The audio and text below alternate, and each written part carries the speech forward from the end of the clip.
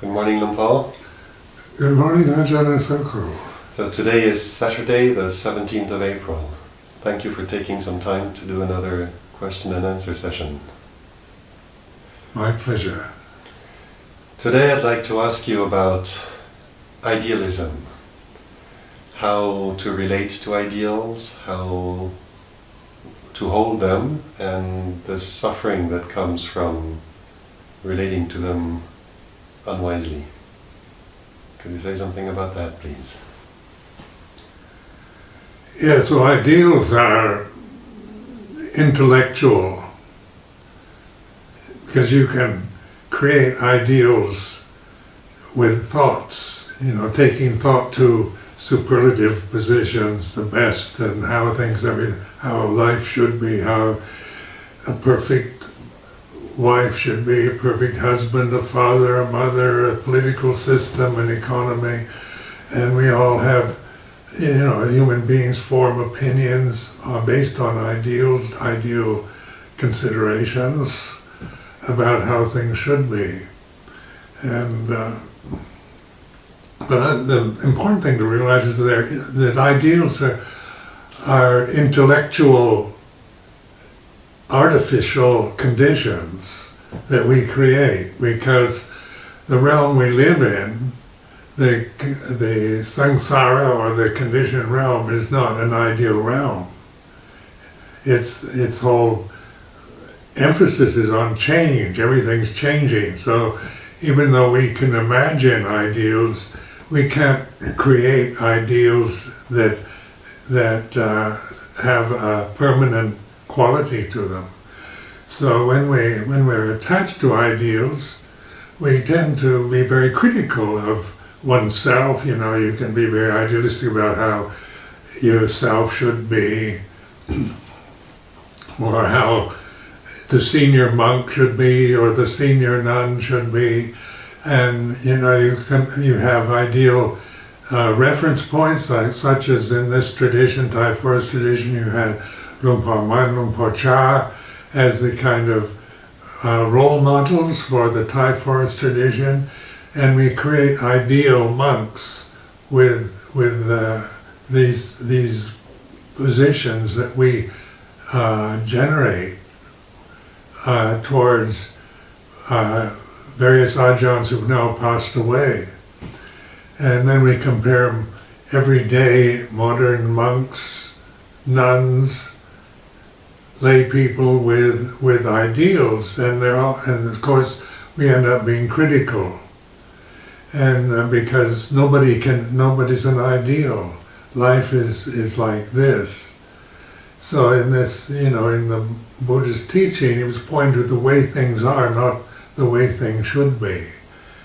And the ideal references that we have, such as the 5 precepts, the moral precepts, the sila, they're ways of taking ideals to be aware of how we might want to destroy something we don't like, or take something that doesn't belong to us, or commit various infringements that are going to upset and destroy society. So the precepts are references, are pointers at the present moment, because when we compare ourselves with perfect attachment to the 5 precepts, then we can see that on the physical level, mental level, we can be in control, but on the speech level, on the physical level, we're in control. But in terms of the mental level, a lot of our thoughts, our emotions are selfish or foolish or nonsensical, and not in any way ideal. And then we can become self-critical, because an ideal monk only feels compassion for all sentient beings, as metta, and an ideal Ajahn has that ability to just be loving and kind and courteous and correct under all conditions. And then when we see monks, not acting according to our ideals, we become disillusioned, cynical, or bitter about them. But apply this to yourself. When you create yourself as an ideal, you'll never be that. You're not an ideal. You're a living, changing form that, can't sustain any peak moments in experience. So in terms of sankharas or conditioned phenomena, their nature is to change. So they arise and then they cease. So there's this arising, there's this cessation, there's this progress, there's this retrogress, there's birth, there's death. And this is the way things are in terms of the world that we're experiencing through seeing, hearing, smelling, tasting, touching, and thinking. And so the awakening process that the Buddha was, teaching, was pointing to, is not an ideal, not becoming perfect as a person, as a form, as a condition, but in seeing realizing the true nature of the conditions that we identify with, and saying that as long as we identify with ideals, then the society that we live in, we can never be that good, that perfect, to fit an ideal. And all we can do is become cynical in our old age. I remember as a youth, I was very idealistic. And, I suffered a lot because, I idealized university professors and teachers and girlfriends and other people, and then was disappointed because they didn't live up to my ideals. Felt cynical or bitter or angry because what I wanted to be perfect had flaws, and then you feel this sense of being let down, and then about oneself. One becomes incredibly critical about oneself, as because the ideal, Ajahn Sumedho, is perfect, but the reality of Ajahn Sumedho is like this.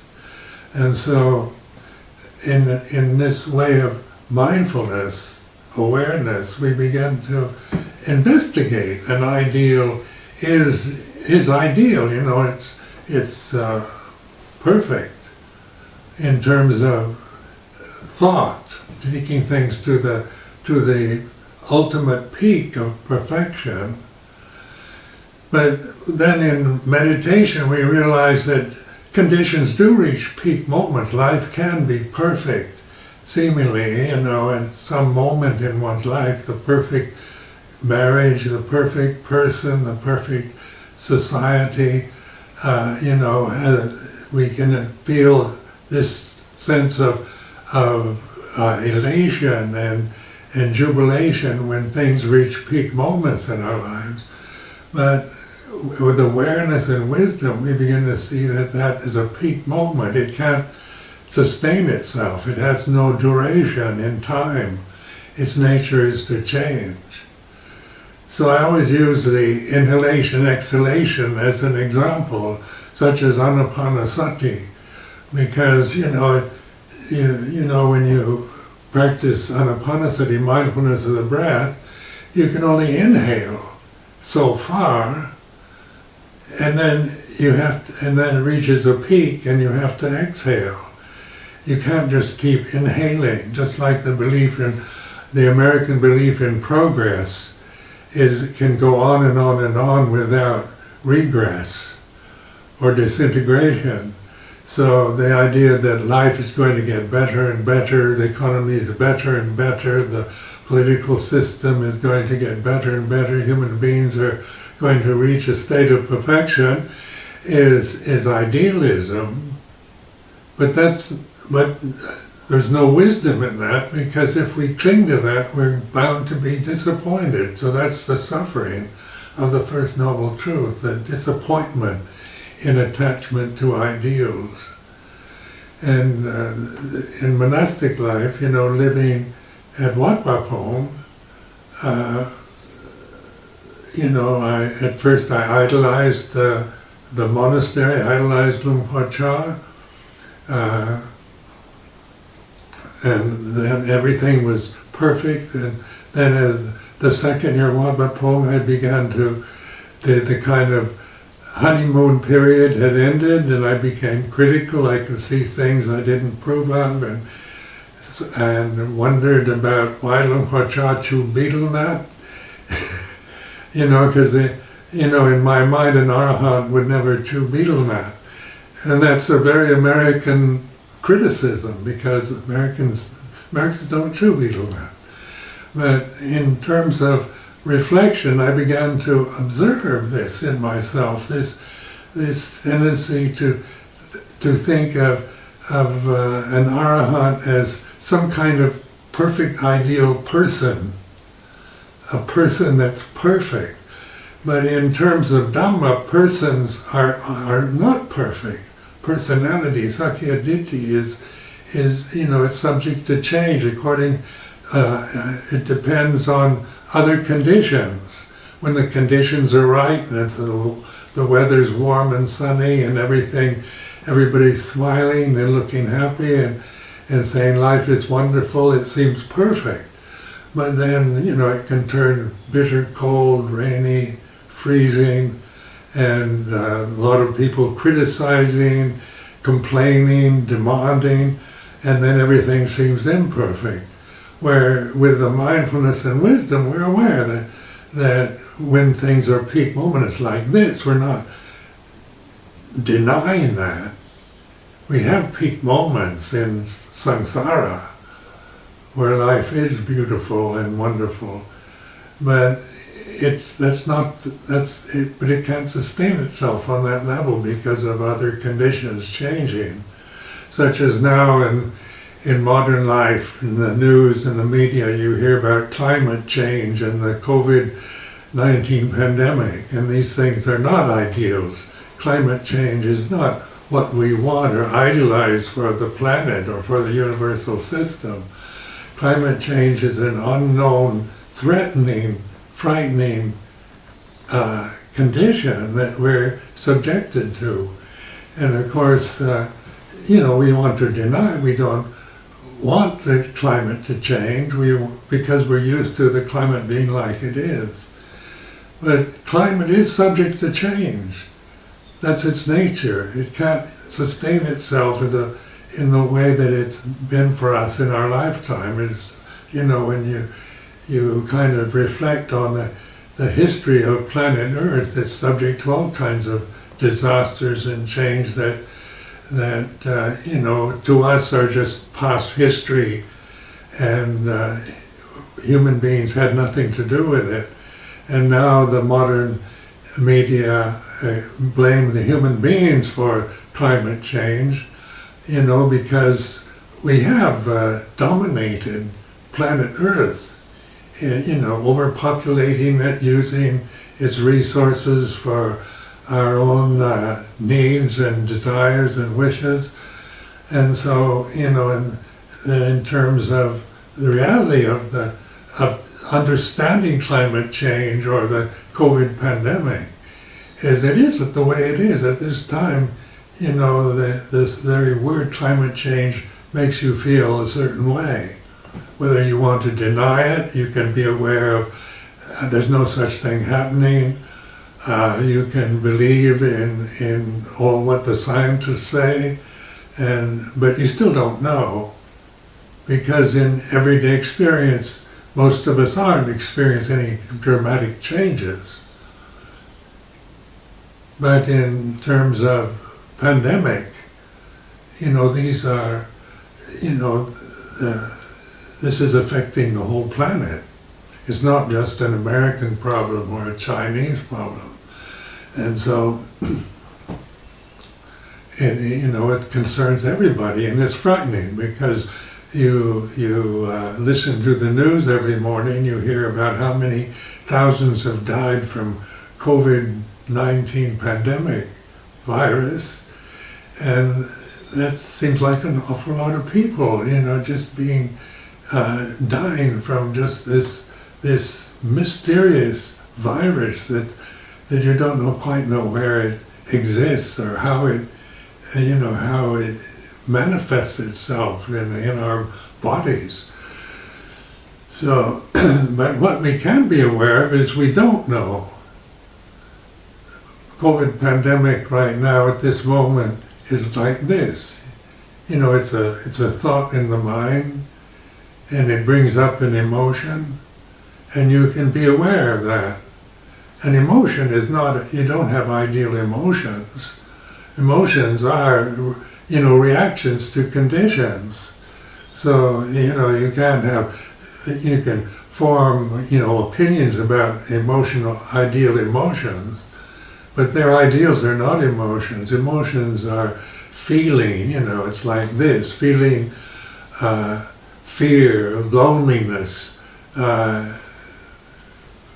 fearing the future, fearing the future that holds all the mysteries that we can't know at this time.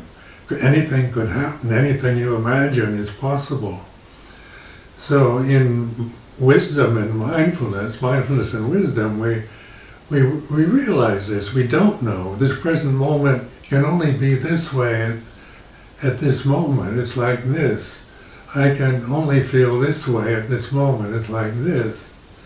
And in that reflection, I'm not criticizing it. I'm not saying it's a peak moment or it's a depressing one, but it is the way it is. And it's learning to rest in this awareness, which is your refuge, which you can trust. Ideals you can't trust. They're creations through thought and through belief and through conditions that are dependent on other conditions. But what is unconditioned, unborn, uncreated, unformed, is awareness. You're not creating awareness, you are aware of this moment. It's like this. And that's learning to trust that. In the Buddhist teaching, he said that the door to the deathless is open. And that is, what is the deathless? The door to the deathless, is mindfulness, awareness here and now. It's like this. So, idealistic people suffer a lot because towards oneself, towards the critical mind becomes their refuge. And you can always see flaws in things. You want the perfect interior design for your home, and you contract the most experienced, the most famous interior decorators to do it, and then they do what they think is their best job, and then you see certain things that don't quite suit your taste, your ideal of what you want your home to look like. So because the critical mind will pick up on the smudge on the wall and not see the perfect whiteness of the wall that's there, and the smudge is just a spot on it. And we become obsessed with the spots, with the stains, with the dust on the table, with the weaknesses we see in ourselves. We become obsessed with our own fears, with our own sense of anxiety about the future. We can dwell in a constant state of anxiety just by thinking about the future. And, right now, at this moment, the future is unknown. You can imagine it, what you want to happen in the future or what might happen in the future. That's imagination here and now. Imagination is impermanent. You know, you can't sustain images, thought images, mental images. They come and go and change according to other conditions. But what is trustworthy at every moment, here and now, is awareness. Because every moment is the way it is. And in this sense of opening, relaxing and opening to the present, is the release from this blind, ignorant grasping of ideals, of ideas, of conditions that we create in our minds, our perfectionist tendencies. We can see it, you know. It's like this. We don't need to criticize ourselves by thinking we shouldn't be perfectionists, because then you're creating more problems about yourself as a perfectionist, which, you know, you feel that it is, you know, how do you let go of your ideals for perfection, and you know, you see it as some kind of flaw in yourself. But when you try to not be a perfectionist, it's still the same problem. Single person trying to become something that's not the way they are in the present moment. So in terms of Dhamma practice, of Bhatipata, Bhavana, is letting go, relaxing. It's not getting rid of, not changing, not trying to deny or control the conditioned realm, but to understand it as anicca, as impermanent, as dukkha, unsatisfying, and anatta, not self.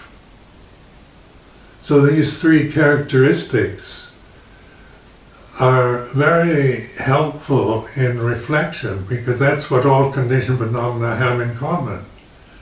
You know, whether it's refined or coarse, good or bad, ideal or base, whether it's, you know, the best or the worst, all conditions through seeing, hearing, smelling, tasting, touching, thinking, feeling, are impermanent, are unsatisfying in themselves because they change, are unsatisfactory, and not self. They're not what you are. They're not, and their conditions changing. So you rest in awareness, which is here and now. It's Dhamma, here and now. It's timeless. The present moment is not about time anymore. It's a kalika Dhamma. It's timeless because it's always here and always now, wherever the body may be, whatever the state of mind you may be experiencing, you know, whatever you're feeling in the present is, you know, it can only be the way it is, and that knowing of it is what you trust. It's like this. This kind of knowing is not knowing about. It's not acquired knowledge. It's the recognition of this moment is like this. So there's consciousness aware of the way it is in terms of the experience here and now. It's non-critical, non-judgmental. It's relaxed, it's open, it's receptive, and this is the way of non-suffering. Because one thing that's often the way the suffering comes when we're following and grasping ideals, or we have these wanting everything to be perfect, and we want to be clean, we don't want a smudge on the window, a smudge on the wall. It's very hard, and as an experience it can be very hard, and some people who talk about this ask about how to develop metta to oneself to soften this hardness that they experience when they do grasp ideals and want follow the perfectionism inside. Well, there's nothing you can do about it but recognize it. It is the way it is. When you try to get rid of it or create a problem about tendencies to perfectionism, you're still reinforcing the sense that it is you, that you're a perfectionist and you shouldn't be. So, there's no way out on that level of just trying to not be a perfectionist or seeing it as your weakness or flaw or an embarrassment, or the opposite of grasping it and just expecting everybody around you to live up to your high standards of perfection. You're going to alienate everybody you're living with. People can't stand perfectionists who totally believe in it, because you can't exist in a perfect situation because situations change. And like artists I've known who are perfectionists suffer a lot. When we had a portrait painted of Luang Por Chah years ago, the artist was a brilliant artist and trying to get the perfect portrait of Luang Por Chah. And he had all kinds of photographs. He'd met Luang Por Chah. And he had all kinds of angles and of good angles or not so good angles of that represented on photographs of Luang Por Chah. And it took him several years to finish a portrait. And he was a brilliant artist too. And when he brought the portrait to me, I looked at it and I said, "That is a beautiful portrait." I said, "When I look at that, I just see perfection." I said, "What do you see?" And the artist said, "I see I made a mistake here, I made a mistake there." And so I asked him, I said, "Would you point out those mistakes so I can see them?" And he did. We went up right to the portrait and he pointed to the mistakes he'd made on the portrait, but I couldn't see them as mistakes. I was not involved or expecting it. I was just a bystander looking at a very excellent portrait, where he was the artist, perfectionist artist, who tried to make a perfect portrait, and it wasn't quite perfect enough. And the suffering that generated in that artist was palpable. So, this is just one example of how how you can imagine perfection. But what is perfect and whole and complete is Dhamma. When we take refuge in Dhamma, that's not in perfection of conditions. It's not about conditions can't be perfect. They can reach peak moments. They can be perfect and imperfect. But Dhamma is timeless. It's reality here and now. It's perfect. And to realize that means to let go of your attachment, your ignorant, blind attachment to imperfection.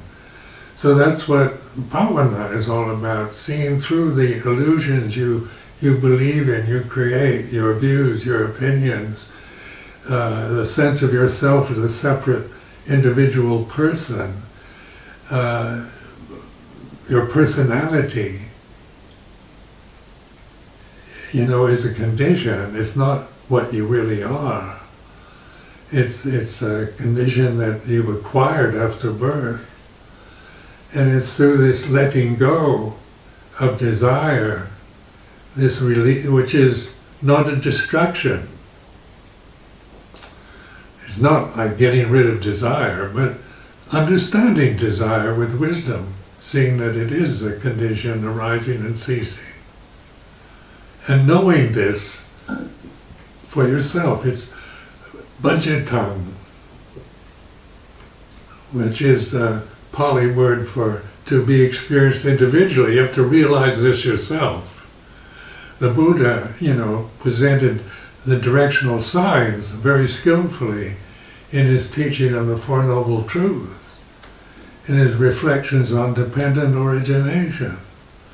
And all the suttas are good reflections, pointing at the reality of here and now, not about becoming something else because you're identified with imperfection, but realizing that perfection is outside of samsara. It's beyond perfection. So you can't say nibbana is perfect. You can say that. But then the word perfection always has its opposite of imperfection. So it's getting beyond these dualistic terms, perfection, imperfection, nibbana, samsara, to the reality of Dhamma here and now that we're all experiencing, whether we know it or not. And this bhavana is awakening to that, to ultimate reality, not to trying to perfect the imperfect, because that's impossible. Thank you. There's another question that has come up several times recently, and it's around the feelings of loneliness, fear of being alone. Fear of being alone is very common. We all fear that because, when you're a child, a newborn baby is totally dependent on the mother. So it's a human form, conscious form, that's totally dependent. It takes a long time for human infants to develop any kind of independence. We're watching a cow give birth in the field, and as soon as it gives birth to the newborn baby, the baby can stand up. Human babies can't do that. So in many ways, animals are more skilled than humans in terms of ability to mature quickly. But loneliness is when you identify with your body, and that's, then you do feel alone because you are alone. The reality of being alone is that you're identified with your physical form. That's dependent upon others. So from childhood, you're dependent on your parents. In your teenage, then you seek a level of independence from mother and father. And, you can go out into the world seeking partners, lovers, get married, have dependence upon yourself. But there's always this sense of being alone. What if our partners die? What if our wife passes away? What if our children are killed? What if, there's so many what ifs, possibility for loneliness for every human being. And when you are just identified with a physical body, then there's a lot to fear because it's a very vulnerable form in the universe. It's a bit scary when you contemplate the reality of one's humanity, that this form, this physical body that one identifies with is very vulnerable. As we are very much aware now of the COVID pandemic, how vulnerable even young people are in terms of this mysterious virus that is lurking in so many different ways all over the planet. Then as you get older, the fear of being alone can even become stronger, because in Thailand, I don't think it's the strong family ties create a sense of identity with more than just yourself. Your Thai society, Thai culture is much more, identified with a broader spectrum of society, with your family, very close to the family and to the relatives. But in the West, many of us were brought up with this idea of being totally independent, of individualism. I can do it by myself. I'm a individual with my human rights, and this sense of disconnection from others is very strong in this very idealistic form of I'm totally independent and don't need anybody, is another ideal we create.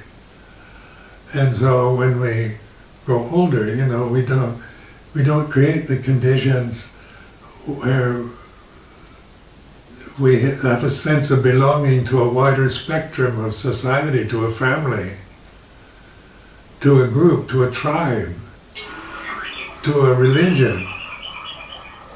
So, as you get older, you feel this sense of your abilities to look after yourself diminish. To be independent, take care of yourself and do everything your own way and get your own way and do your own thing. That disappears as you reach old age.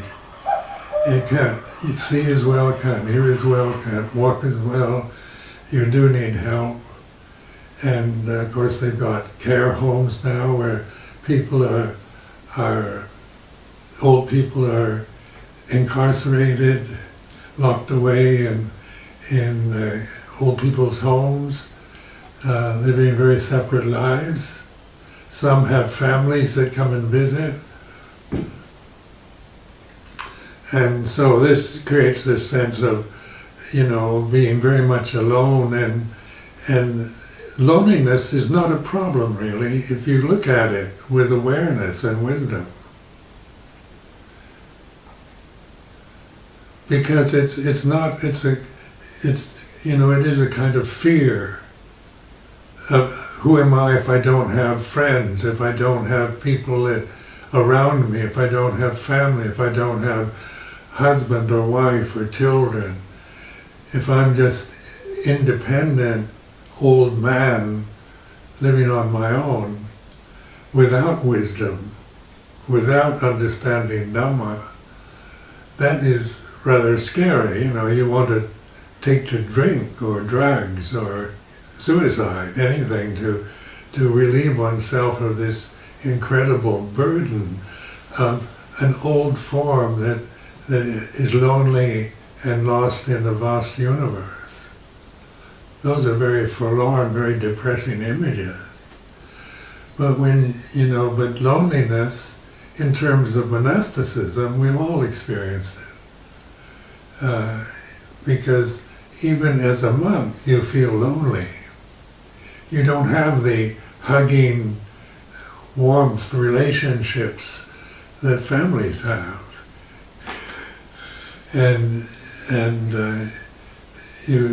But you do have a sense of belonging to a caring Sangha, as we experience it in this Thai forest Sangha. It is a caring Sangha. We do look after our old monks and nuns, and they are important to us. We don't want to just shove them off in old people's homes. And because that's part of life, caring for the aged, for the sick. And so that can be seen as an opportunity, as a gift, rather than as a burden. But it's on how you want to look at it. I experienced a lot of loneliness being a senior monk for so long, being the head monk of a monastery, where everybody, you're kind of the focus of everybody's attention. And that focus, you feel very, you can feel very alienated from the rest because everybody looks at you and assumes all kinds of things, and you don't know what they're thinking, whether they like you, believe you, or don't like you, or disbelieve you, think you're wise or think you're stupid. You don't know what all those people out there are thinking. And when you try to think about it yourself, it becomes a bit daunting because it's scary to stand in front of a group and try to explain, try to encourage people to practice meditation and not know what they're thinking about it or what's actually happening. But you keep trusting in your awareness, to see that, being a Buddhist monk, having practiced meditation, I have a lot of experience, a lot of that interests people. So I can talk about my own experience dealing with loneliness or fear. And because these are very human emotions. They're kind of natural emotions. There's a lot to fear. The future is the unknown. There's a lot of anxiety. There's, like a Tudongha monk, a wandering monk in Thailand. You go out on these wandering trips in the jungles and mountains of Thailand. You don't know what's going to happen. You don't know who's going to feed you the next day. You're living in a state of total trust in Dhamma and awareness and putting your life right on the line of depending upon complete strangers to give you a meal, which is a requisite for existence. And we do this quite intentionally. When you become a bhikkhu, you give up your right to buy food or grow your own food or cook your own food. You're totally dependent on the kindness of others. And then that fear, when you're out on Tudong, when you're doing this walking practice, you have to deal with with the unknowns of where you're going to spend the night, where you're going to end up. And then you're living in tropical jungles with all kinds of unknown insect life, reptilian life around you. So that one has to deal with fear. Fear of the unknown, fear of what's out there in the dark, fear of being attacked by a tiger or an elephant. These are not just fantasies. They're quite reasonable fears in the Thai monastic system. So the Buddha Bhikkhu faces these fears, not by just braving it out, stiff upper lip and that, but not trying to be a hero, but dealing with fears like this. Loneliness is like this. That which is aware is never lonely. Awareness doesn't ever feel lonely. Loneliness is a mood that arises and ceases according to conditions. So oftentimes we spend our lives looking at computers or socializing, going to pubs, going to nightclubs. There's always something to relate to. Like going to movies or watching television is a way to suppress loneliness. Because when you're involved in the lives of others on a television set, that sense of loneliness is gone. But as soon as the program stops, then it starts again. So you look at the next one. Or you use your iPhone all the time to contact people. Or, your computer to look at videos or programs or games that keep you mentally occupied. But in bhavana, you're willing to be lonely, willing to experience this sense of frustration, loneliness, and fear, because they are conditions that come and go. They're not what anyone really is. They're not really problems if you're willing to understand them and use them with wisdom as the Buddha instructed. The key there seems to be the willingness to experience the loneliness. Yeah, embrace it, kind of, because one doesn't, personally no one wants it.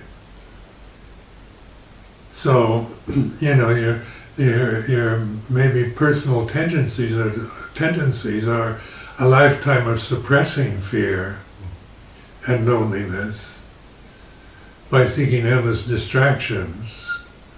So that's one way of dealing with it, of just, and why do people become alcoholics or drug addicts? Because it takes away that fear and loneliness. And it puts you in a different mental state. But the normal condition, the normal state of awareness, without drugs or alcohol, is something we aren't used to. We don't like silence. We want noise. We want excitement. We want romance.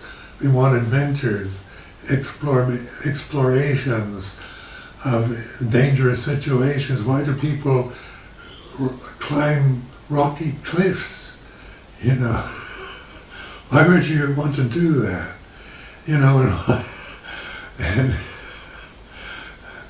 And people, joyride because it's exciting. And when you're excited, you're not alone, you're not depressed. Why do people watch horror movies? Why do people go to movie theaters to watch horror films, to scare them to death? Because horror movies are exciting.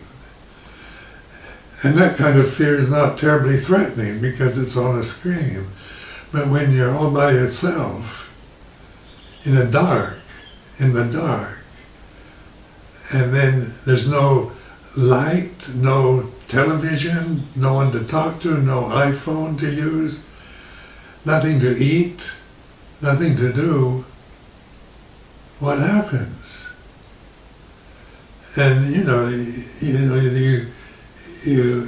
don't know what to do with it. You start imagining all kinds of things.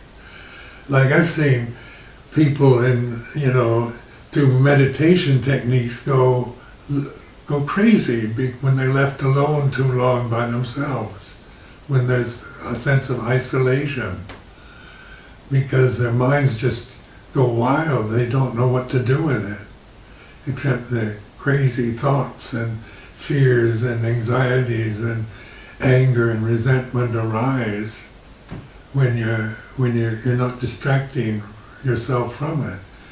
But in terms of mindfulness and wisdom, these kind of crazy moments,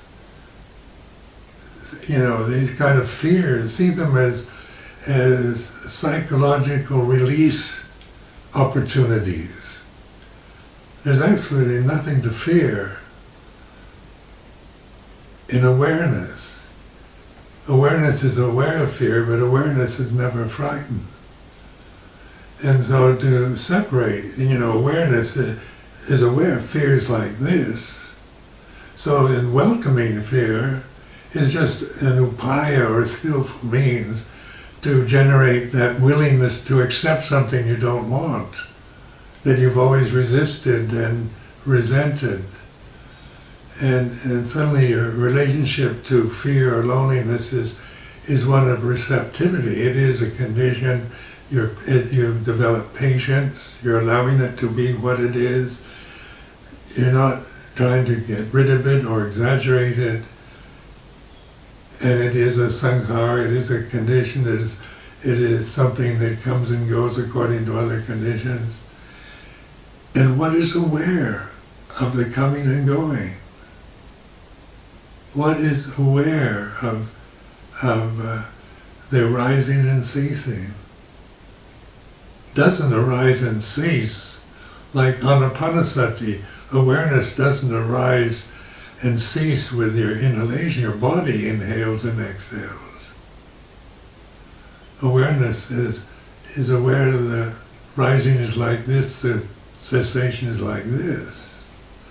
So learning to trust this awareness, which is the refuge and which we, in this Pali Buddhist tradition, in Buddha Dhamma Sangha, that means awakened awareness here and now, timeless.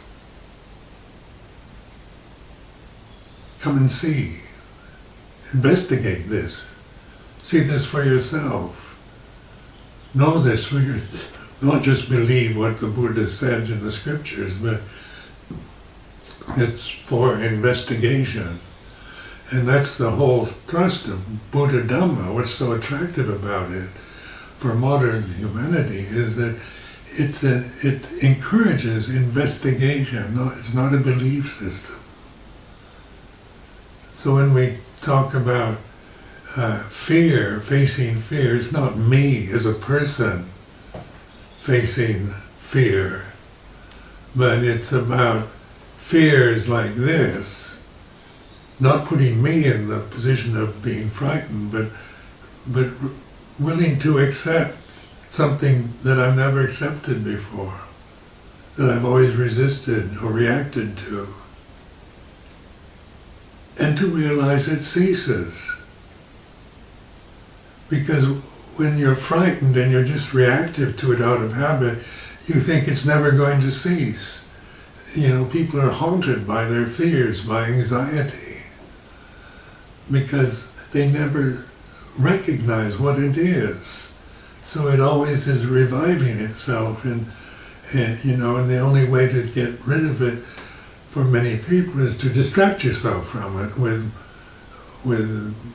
there's so many available distractions with the technology, wonderful kind of fantastic technology that is very entertaining, very exciting, very interesting, and very available, to where we don't have to face these kind of the loneliness or fear that we won't accept until we open to fear as it is conditioned. It's not self.